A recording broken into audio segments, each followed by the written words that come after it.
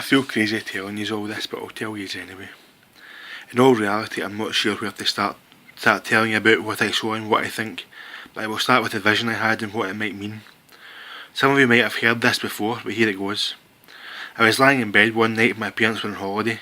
I was alone and sober. I had smoked weed and taken LSD for years before, and I think I had succumbed to hearing voices in my head.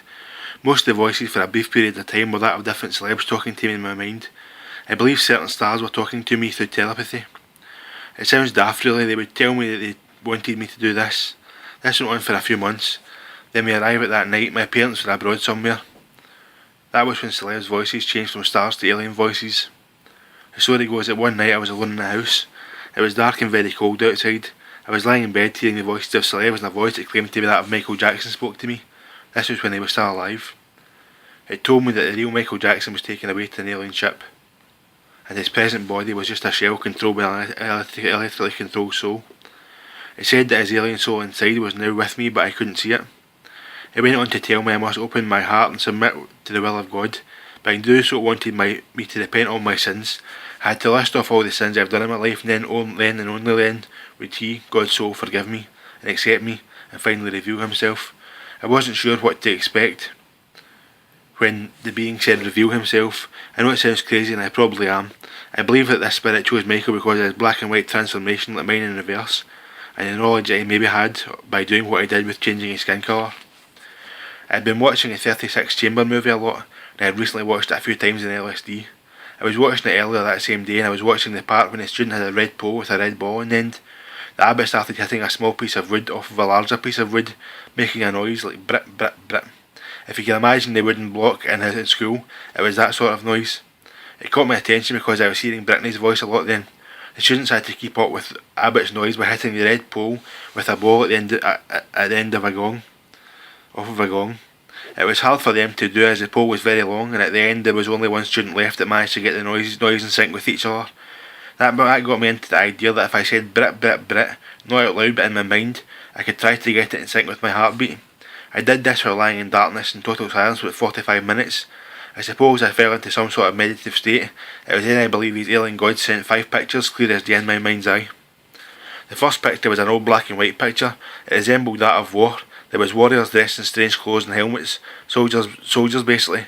I kept on doing what I was doing in sync with my heartbeat without opening my eyes. That picture stayed for about 5 seconds, then the second pic appeared.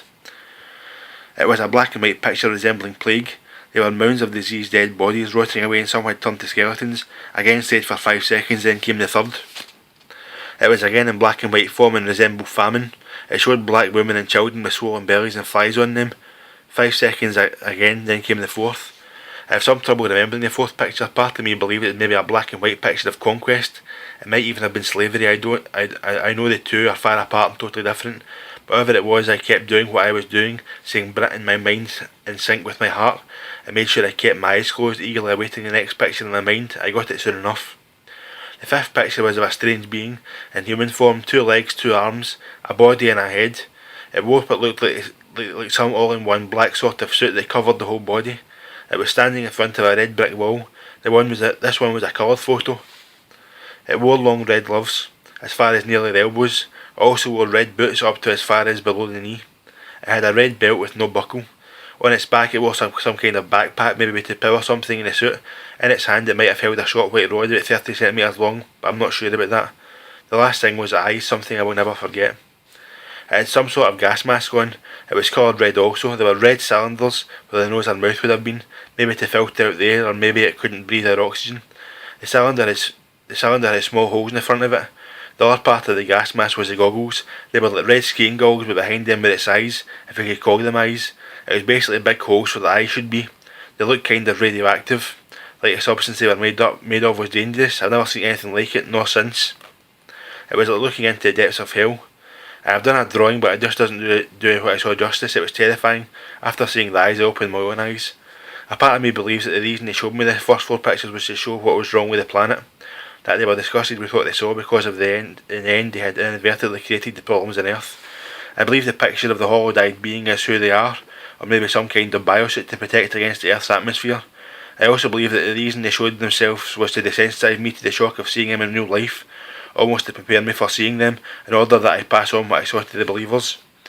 The holy books are full of people having visions, and there are millions of believers who blindly believe in them, but when someone in the 21st century has one, people think that they are insane and dangerous. You can question the voices in my head all you want, but in my mind I have seen these visions and I still remember them to this day. I believe these star people are here to protect the believers and punish evil and God at a last final judgment. Maybe it will only happen when I do what I got to do with the music and shit, but these Anunnaki are in no hurry.